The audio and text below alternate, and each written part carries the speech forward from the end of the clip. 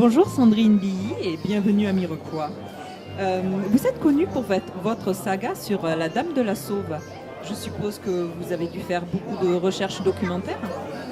Bonjour Emmanuel, oui j'ai fait beaucoup de recherches sur la Dame de la Sauve, notamment dans le cartulaire de l'abbaye de la Sauve majeure.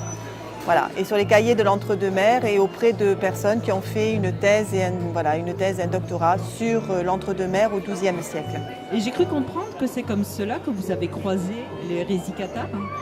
Alors oui, au sein de mes recherches, un texte dans le cartulaire où en 1244, l'archevêque de Bordeaux somme l'abbé de la Sauve majeure, donc nous sommes en Aquitaine, de chasser l'hérésie galopante, le fléau de l'hérésie galopante sur les terres de Sauveté. Les terres de Sauveté, c'est le territoire qu'il y a autour de l'abbaye de la Sauve. Oui, c'est clair qu'en terre d'Agen, on ne s'y attendait pas trop, c'est pas tout à fait le Voilà. territoire. Alors l'hérésie galopante, soyons clairs, ce sont les cathares et nous ne sommes pas en terre d'Agenèse, on est en entre-deux-mers, mais effectivement, en recherchant et en remontant le fil, forte communauté cathare, on va appeler communauté, même si je n'aime pas ce mot, assemblée cathare, jusqu'à Sauveterre de Guyenne et après on descend vers l'Agenais. Ils suivent la Garonne et de l'Agenais à Toulouse, il n'y a qu'un pas, aucun sabot de cheval et on les retrouve à Toulouse, Fangeau, Mirepoix, partout. Et justement, je crois que vous êtes posé la question de savoir qui étaient ces cathares. Oui. Alors moi, les cathares, je ne les connaissais pas du tout. Je ne connaissais que ce qui était communément admis, c'est-à-dire le grand sac fourre-tout, on retrouve les francs-maçons, les Rose-Croix, les cathares, Rennes-le-Château, la Bessonnière et compagnie. Bon, très bien. À partir de là, ce n'était pas ça du tout. Qui étaient les cathares? Donc j'ai commencé à faire des recherches.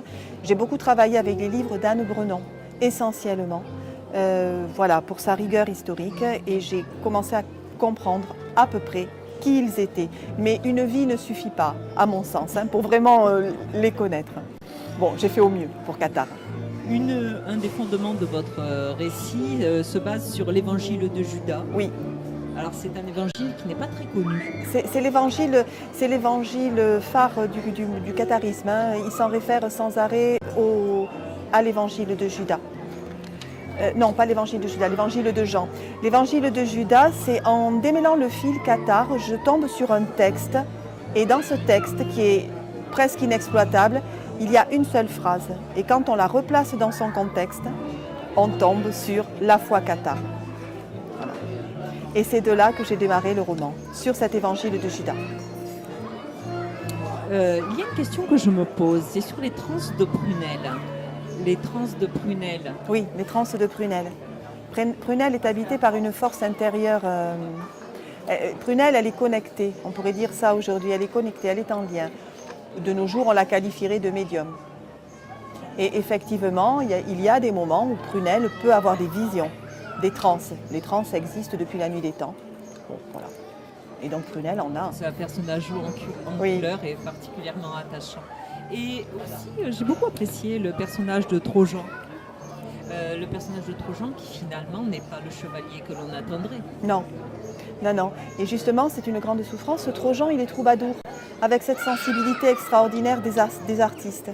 Trojan, c'est un musicien, c'est un poète, mais il est le fils héritier du seigneur de Durfort. Et il n'a pas le choix, il faut qu'il soit chevalier. Il a l'honneur du nom à porter, il faut qu'il combatte. Voilà, c'est lui. Et donc, en fait, Trojan est partagé entre sa sensibilité et puis son devoir de futur guerrier. Et le déchirement qu'il éprouvait particulièrement touchant. Et il va quand même réussir à se transfigurer, à mourir en héros. Alors oui, la sensibilité, de toute façon, fait de... C'est pas parce qu'on est très sensible qu'on ne peut pas être à un moment donné un héros. Voilà. Ça, c'est la dignité de chacun. Eh bien, merci beaucoup. Merci Emmanuel. En attendant de lire la suite. Merci beaucoup.